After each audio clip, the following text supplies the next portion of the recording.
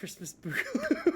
Okay, we're doing 3 spins to start off. Yes, we're doing 3 spins. Yeah. Let's go ahead and pull up the spinner.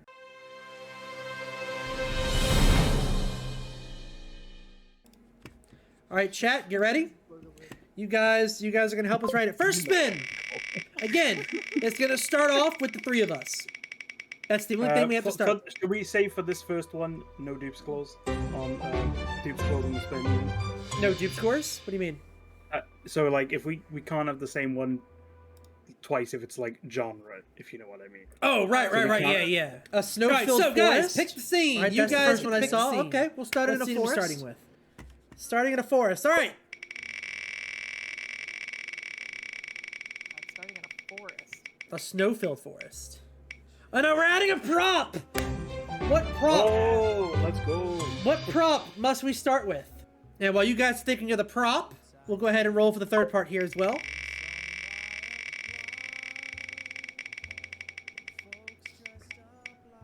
Alright, we're gonna add a trope! Okay, so we need a prop and we need a typical trope of some kind. You guys can decide a holiday trope, anime trope. I was gonna say, yeah.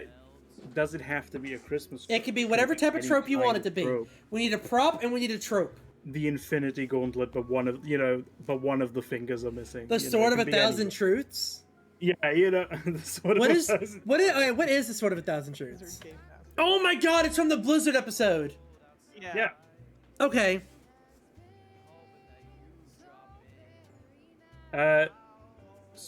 In Hearthstone is after your hero attacks, destroy your opponent's mana crystals. Okay. So it's basically a super powerful sword. It is. It's an OP sword. Okay. Oh, peaceful.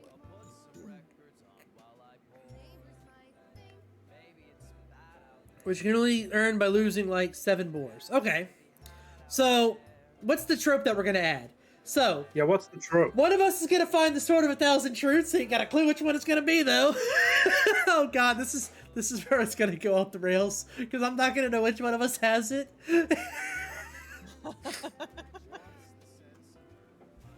A snow-filled forest, Sword of a Thousand Truths. What's the trope? Snowed in. Yeah, there you go. Yeah, we're like trapped somewhere because we're snowed in and we can't leave. Oh, okay. So like a holiday trope, like okay, so It's the typical like Christmas movie romance. Like, oh no, we're snowed in together with this man that I hate and I can't stand, but he's really hot. And oh, just like oh, They so had so Sword of a Thousand so- Truths. so I so so love him. so is that, but we're not adding a character yet though, so it's got to be one of us. yeah, but like tropes like that. Like Okay, I got you. So we're snowed in. So we're snowed in. We're in a snow-filled forest. We're snowed in somewhere Within the forest, yeah. within the forest. Oh god. So this is. All right. So we're snowed in. We're in a snowed-in forest. Are we in? I guess. Are we in a cabin in the forest?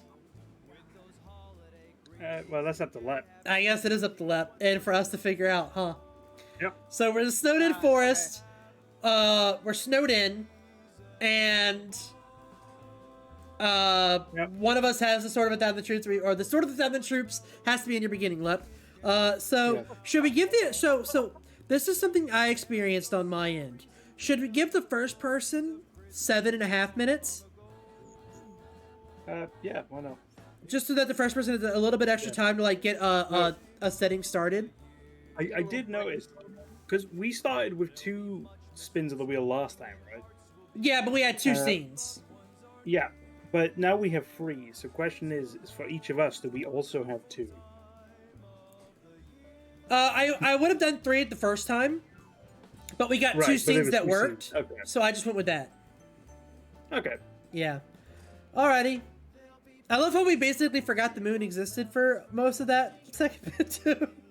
Well, it's because we left the moon. Yeah. Oh, that's true. That's true. That's true. Yeah. Alrighty. Well, we're gonna go ahead and bounce down. Lepley, you have a fantastic time starting this, and I will try to pick up the pieces. I'm so sorry, Lep. Oh, have fun, Lep. Oh, boy. fuck. I need a spin. Yeah. What am I adding? Oh my fucking god. right, chat. What prop am I having to add? A D&D that's a great bag of one. holding? That's a great one. What is a D&D bag of holding? Is that like a bag that is like is that like Hermione's bag in Harry Potter? Not entirely sure what that is, funnily enough. But a bag of holding is essentially like a bag that's another dimension, and you can keep pulling stuff out of it as long as you put it in there. That's what Hermione's bag is, yeah. Okay, yeah. I normally go to like Mary Poppins' bag. Okay. Yeah, it's a small pocket dimension. 4, 3, 2, 1, and stop. Lipley is done. And I'm going to reset it back down to 5 minutes for us. Well, let me go ahead and get the timer set up, and we'll go talk Lep. All right, Lepely, your 7.5 minutes are up, Lep. Okay. So I have to add a prop, and I have to find some way to get the D&D bag of holding in there. Oh, good. Okay, you know what? It should be fairly easy. All right, well, I've got no idea how in the McFuck I'm gonna figure this out, so... Oh, I'm glad you two have been having a good time. I've been busy trying to get this fire going so we don't freeze to death here. What the fuck does that mean? Are we outside? Oh, Jesus Christ. I don't even know who's got the sword. I don't... Oh, my God. This... All right. Okay. I was in the middle of... God dang it. I was in the middle of fixing part of my last sentence, but I cut it off in the middle. I didn't That's finish fine. My last sentence, so. That's fine. All right, well, I'm going ahead and starting. Are you ready? All right. Go for it. Bye-bye. My time starts now. All right, so.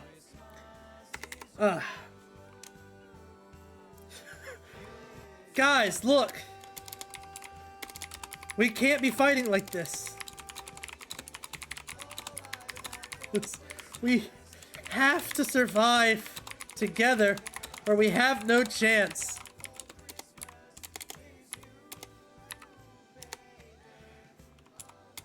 Eric stood up. Stood up sternly. I need some space. He said. I need some space. Keep the fire warm. Keep the fire going, please.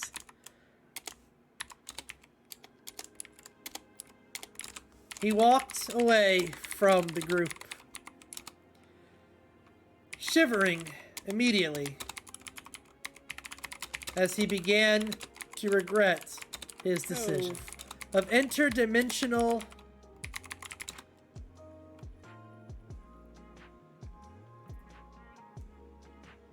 energy and mass. Elated, he quickly puts this bag into his pocket. Quickly attached the strap of the bag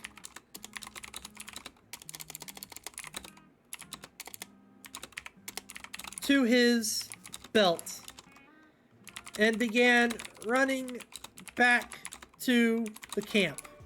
Eric began to wonder if this was how he was going to die. Alone and afraid and cold. Alone? I know it's my time. I'm trying to finish the sentence. I'll die. Alone, cold, and afraid.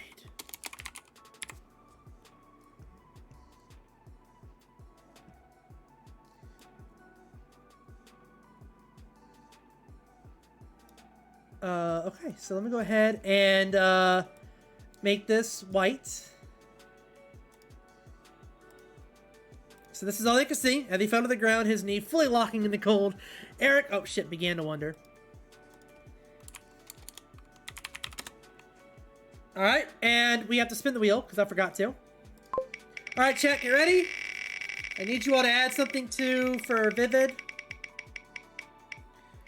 Add a character! Alright, so, guys, while I go back here and let Vivid know that we're ready, I need you guys to add a character, so get to thinking. We need a character. Add a character. Tom Nook? Oh my fucking god.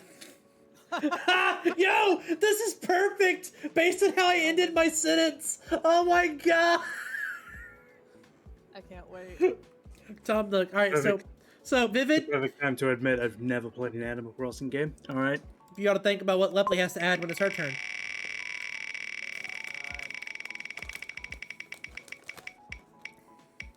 Oh my god, another trope. Alright, so. Vivid has to add Tom Nook. You guys have to think of another trope for us. Turn Tom Nook into a Tsundere. Oh my god.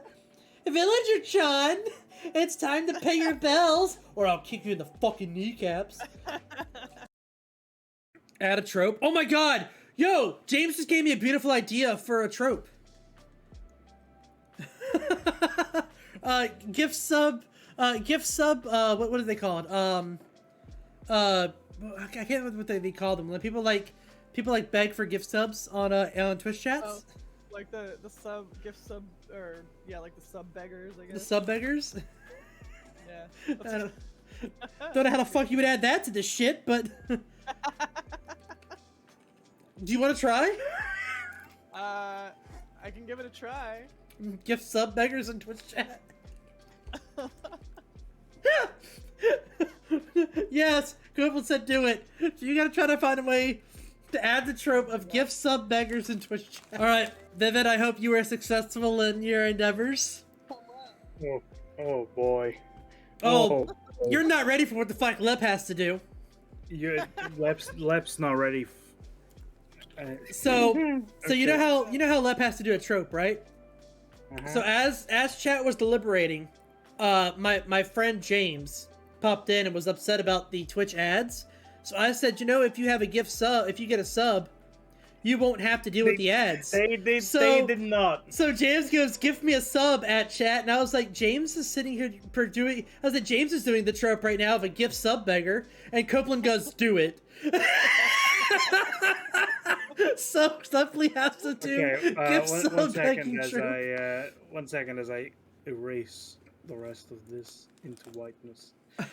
You have a fucking awful last sentence. I am so sorry. Her time starts now. Alright, I'm gonna spin the wheel to see what I have to get strapped with. My fucking sucks, dude. Oh my god! Alright. Where are we going, chat? Change the scene. Where are we going, chat? Oh. Florida? Alright. So I have to get us from a snowed in. Well, I don't have to get us there. I just have to somehow make the scene change to Florida. Alright, Lepley. Hello. Hello. So I don't know how the fuck you ended yours, but I have to somehow take this shit to Florida. I did not end it well. I don't even know where we are. I don't know where we are. I don't know what's happening. I don't know who we were talking to. I came in the middle of a conversation. I have nothing. I don't know. But Oh boy. I'm ending it much in the same way that. All right. Well, I'm gonna go ahead and spin the wheel here, for Vivid. Oh my fucking god, another trope. All right, so chat, you guys think of a trope. Vivid chuckled and nodded in agreement. Man, some people are just rude. What the Christmas fuck does that mean? What? All right. Well, chat, we're starting now. I gotta get us to Florida. Eric and Nook stood side by side.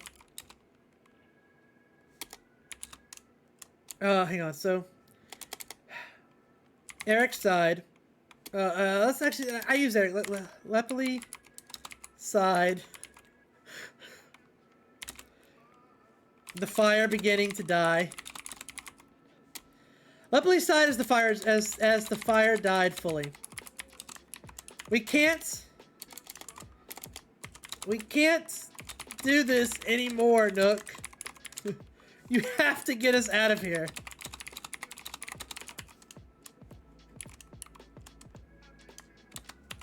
Nook stood sternly. Were you not listening? You can beg and plead all you want, but I won't But I will not gift anything. Will not gift anything. Buy or not buy or don't buy. No debates.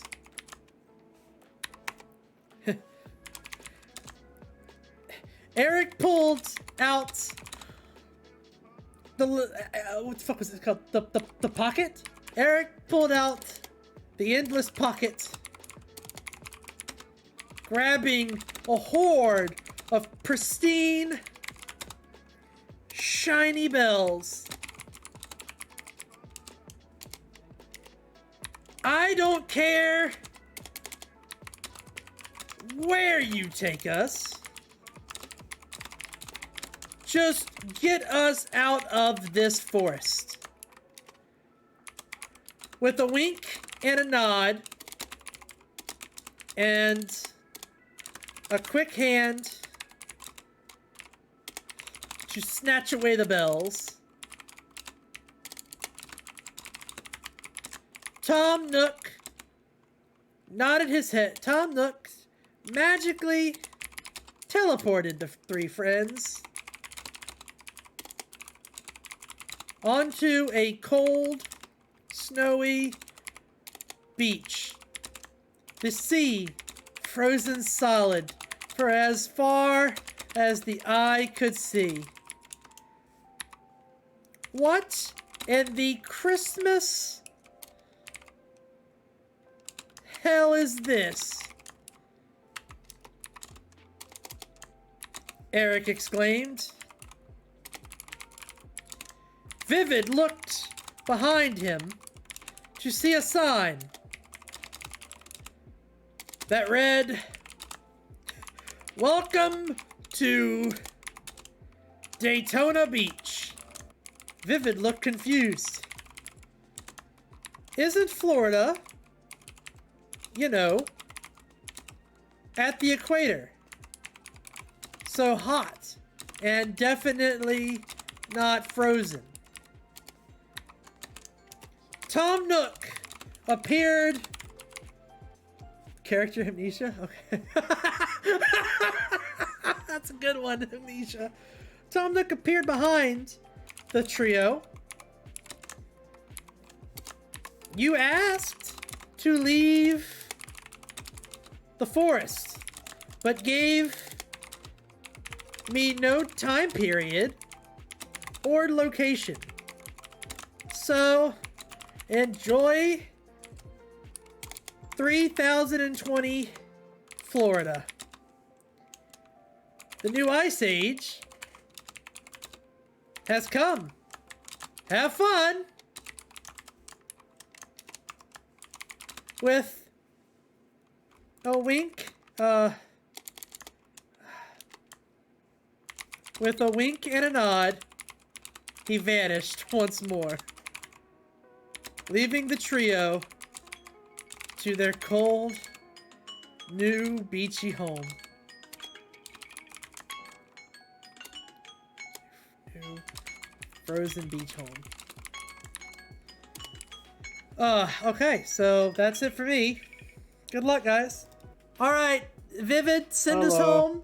Your character trope that you have to use is character amnesia. Beautiful. I already have a plan. But I don't know what the last sentence is yet, so that might change things. Good luck. This is not a friendly one. Oh boy, this should be fun. This is is not it already white? Is it whited out? Oh yeah, you're ready. It's good to go. Okay, good. Have fun. Have fun. After this chat, we're going to do one more story. We're going to do one more story after this chat.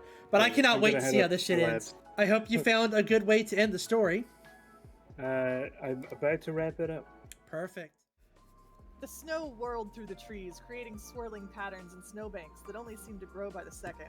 This was perhaps one of the worst snowstorms in history that was coming in, and the fireside was stuck in the woods.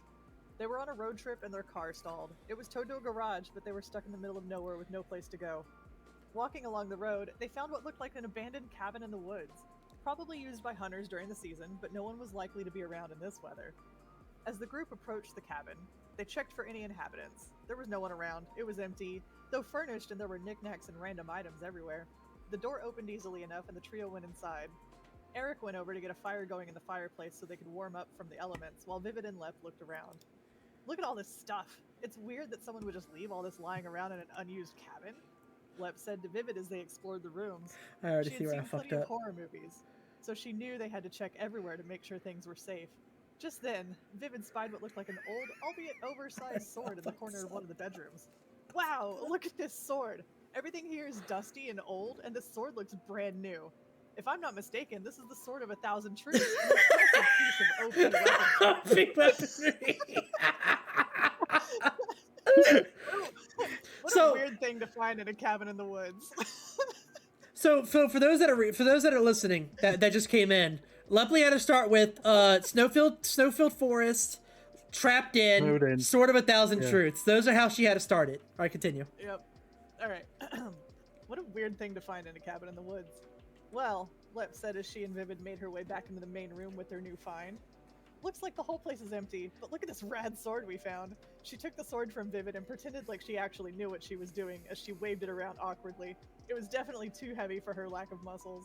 Oh, I'm definitely not a large sword wielder, that's for sure, she huffed as she set the sword down. Oh, I'm glad you two have been having a good time. I've been busy trying to get this fire going so we don't freeze to death here, Eric snapped at them. Very in character, right? Lepley snapped back in disgust. How dare you yell at me like that? She screamed. Vivid, still clutching the sword, intended to defend themselves from the how could be looking in the woods, stood up and tried to defuse the situation. Guys, look, we can't be fighting like this. We have to survive together. We have no chance. Eric stood up sternly. I need some space. Keep the fire going, please. He walked away from the group, shivering immediately as he began to regret his decision. As he stumbled just out of eyeshot of the group, he glanced down below at his feet that had become snagged on something that appeared to be a root or a stem. Upon closer inspection, he discovered 'twas not a root, but a strap. He bent down and noticed the strap was snagged on a thorn that was attached to a rose bush, clinging to life itself in the cold. He pulled the strap from the bush, and inside, he noticed limitless space. An empty cove of interdimensional energy and mass. Elated, he quickly attached the strap of the bag to his belt and began running back to the camp. But he had been gone for too long. The cold had begun to sap at his knees' strength. He could no longer run.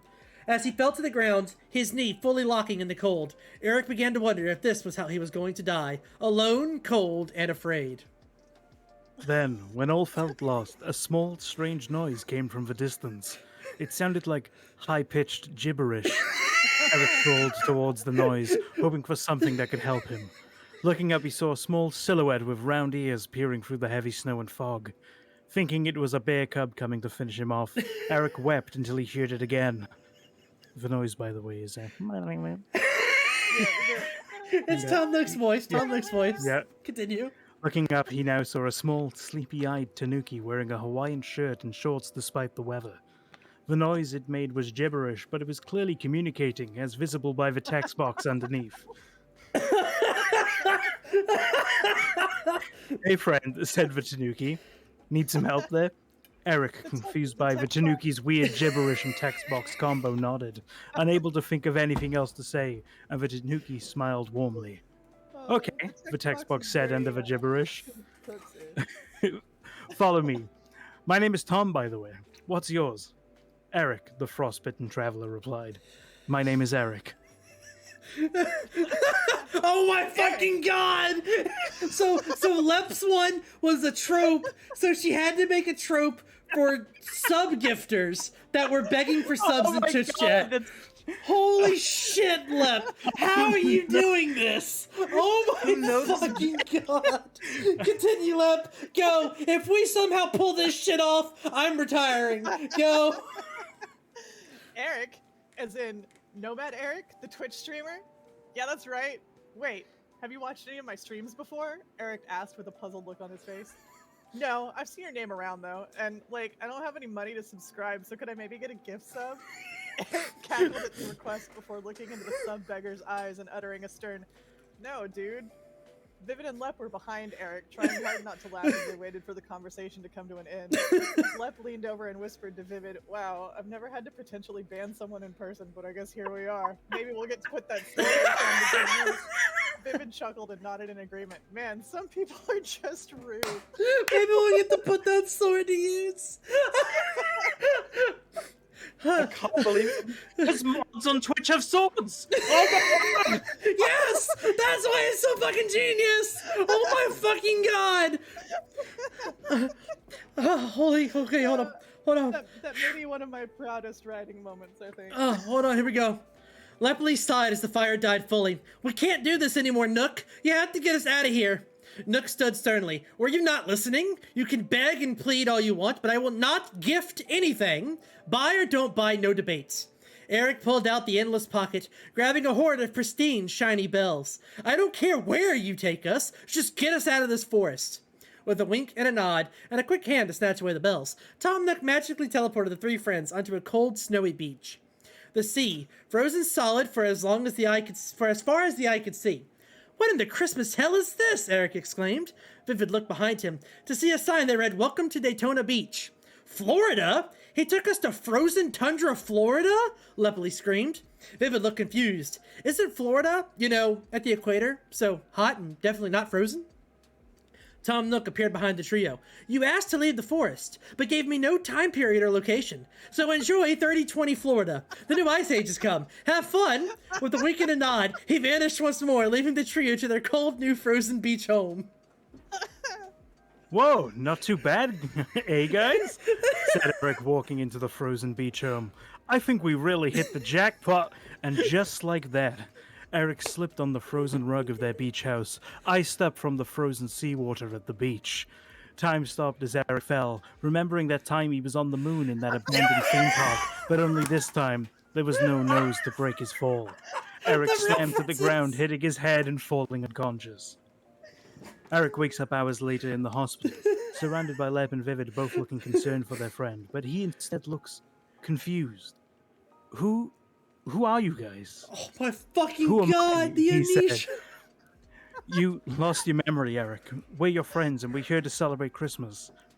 We brought pie, Lep responded. It's a funny feeling, not knowing who you are. I get a bump on the head, and I'm as free as a bird. No more anxiety or stress. But I do wish I remembered you guys, he said glumly. You'll get there, pal. And we'll be here for you all the way, Vivid responded. How's the pie? So good, Eric smiled happily, knowing that despite his memory being gone, new ones were soon to be made with friends. That ending was so good. How the fuck have we done it again?